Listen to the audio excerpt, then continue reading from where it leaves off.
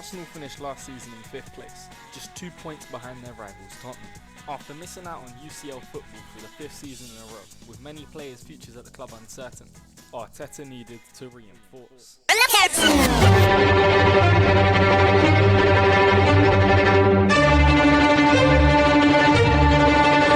Over the summer, Arsenal made the major signing of Gabriel Jesus to replace the departing Alexandre Lacazette and strengthen the squad with the signings of Zinchenko, Fabio Vieira and Matt Turner.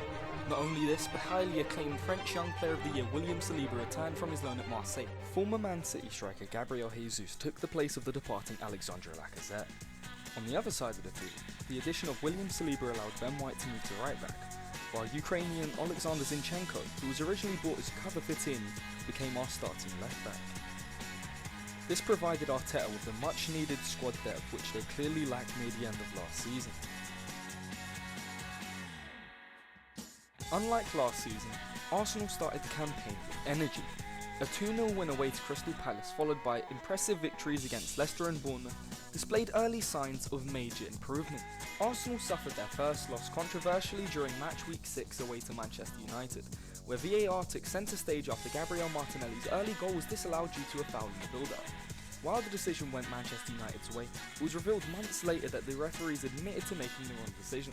Despite losing 3-1, Arsenal remained a point ahead of Manchester City with 6 games played, 5 wins and 1 loss.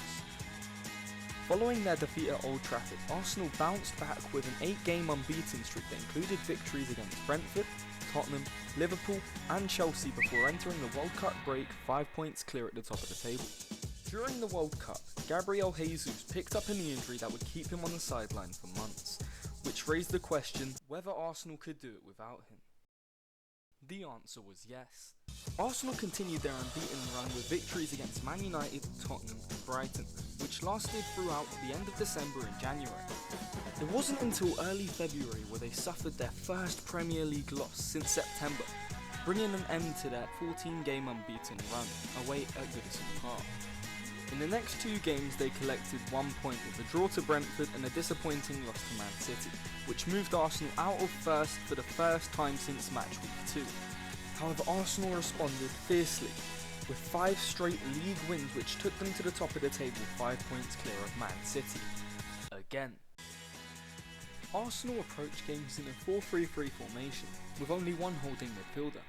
But during the game this changes. When Arsenal attacked, they do so in a 2-3-5 formation, with Zinchenko and Ben White moving into positions further up the field to support the attackers. While Zinchenko usually moves centrally to form a double pivot with Partey, White positions himself so he's able to move into a back three or overlap Saka if the opportunity arises.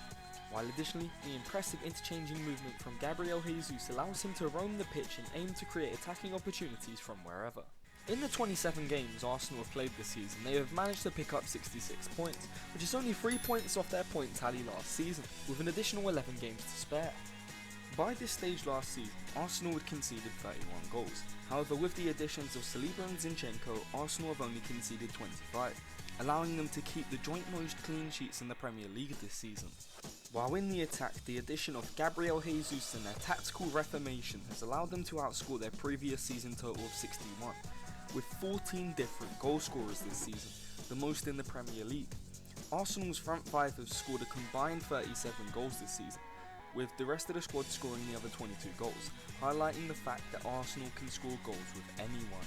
Moving on to the most significant improvement made by the club, their away record. Coming in with 11 wins, 1 draw and 2 losses, Arsenal have picked up 7 more points than any other team away from home this season, while also 6 points higher than their point tally away from home last season. And moving on to the final major improvement they've made this season, the support.